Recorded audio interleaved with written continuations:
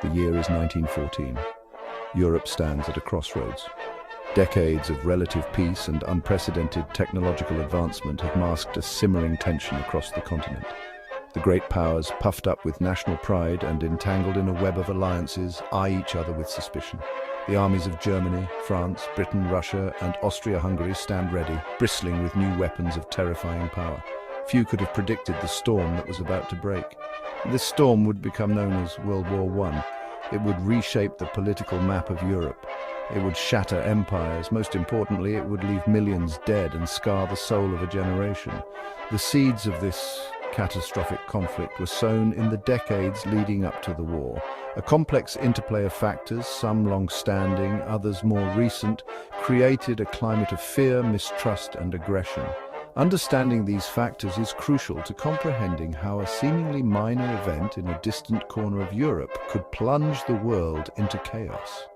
This war was not inevitable. It was the result of choices made by individuals and nations. As we delve into the events of the Great War, we must remember those choices, for they offer valuable lessons about the fragility of peace and the enduring dangers of unchecked nationalism, militarism, and political miscalculation.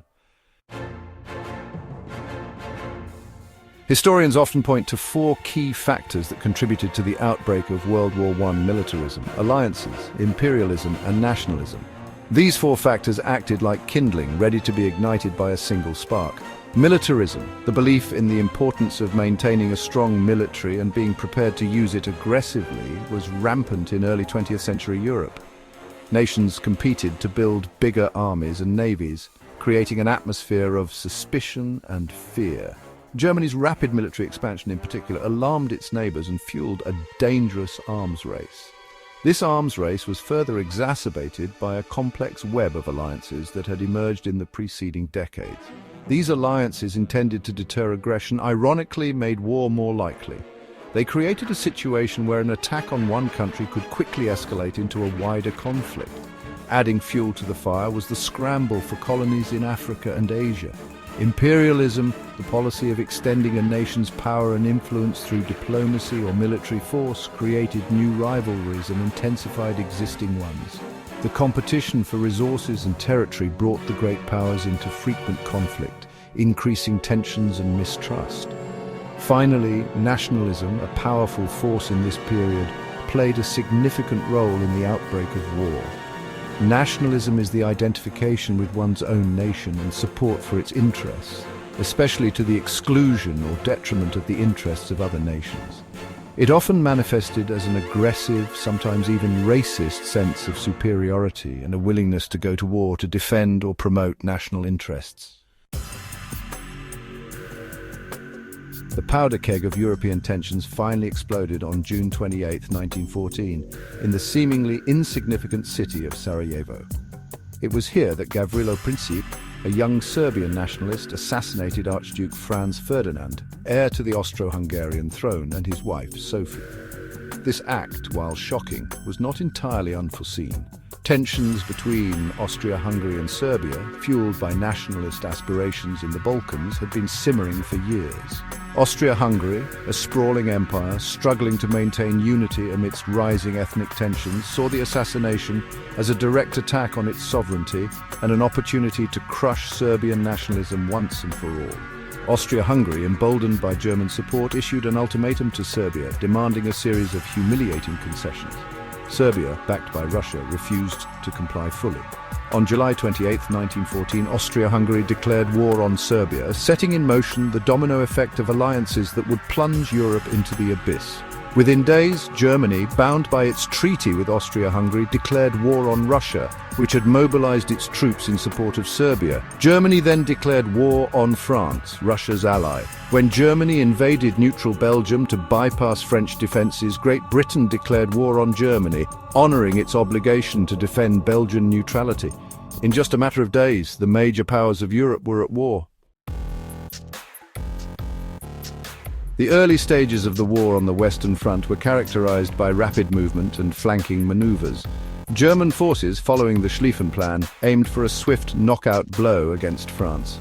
However, the plan faltered, and by the winter of 1914, the war had devolved into a bloody stalemate. Both sides dug in, creating a complex system of trenches that stretched for hundreds of miles across France and Belgium. The space between the trenches, known as no man's land, became a nightmarish landscape of barbed wire, shell craters and death.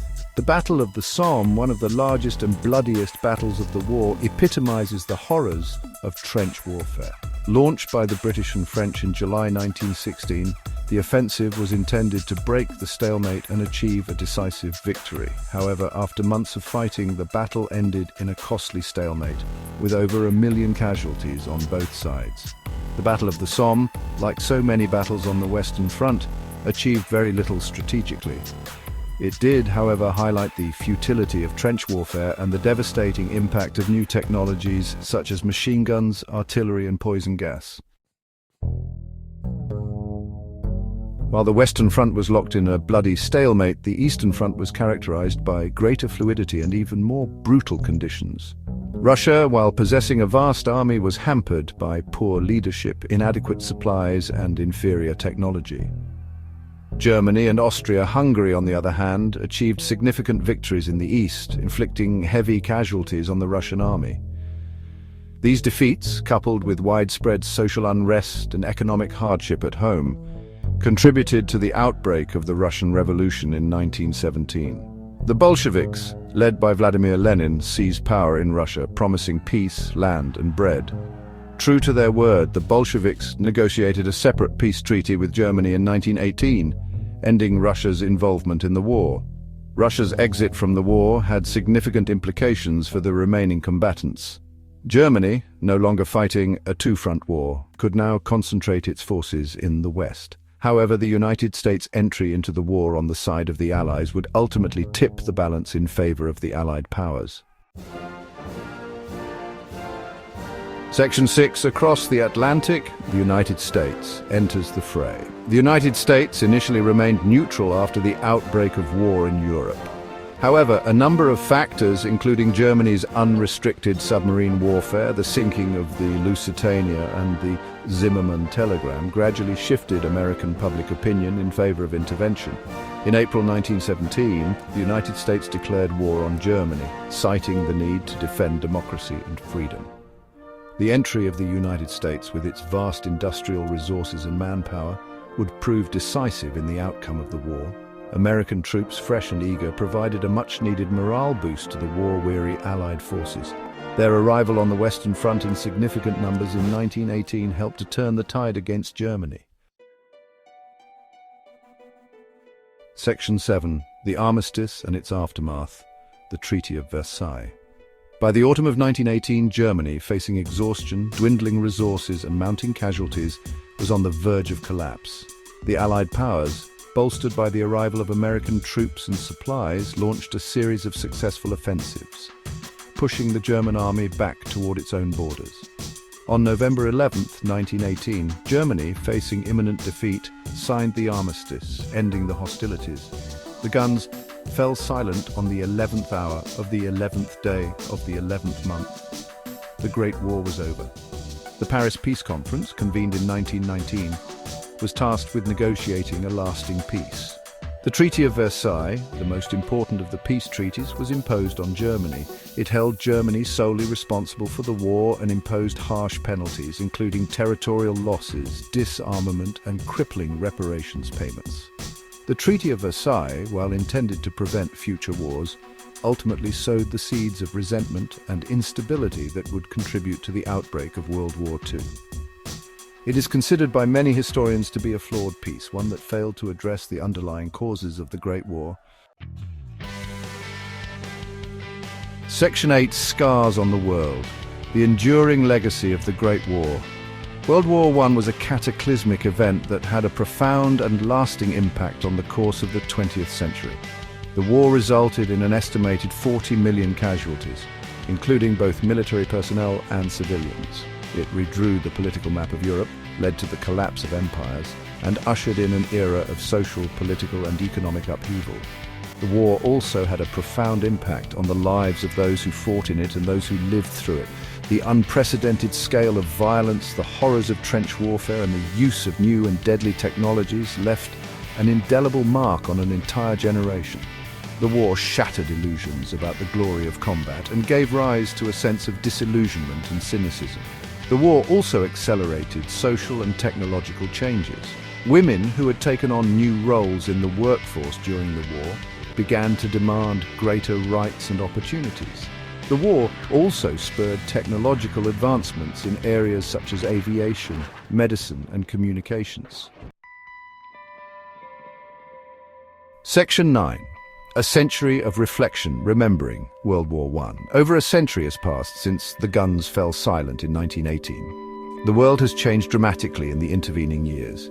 Yet the legacy of World War I continues to shape our world in profound ways. The war stands as a stark reminder of the human cost of conflict and the devastating consequences of unchecked nationalism, militarism, and political miscalculation.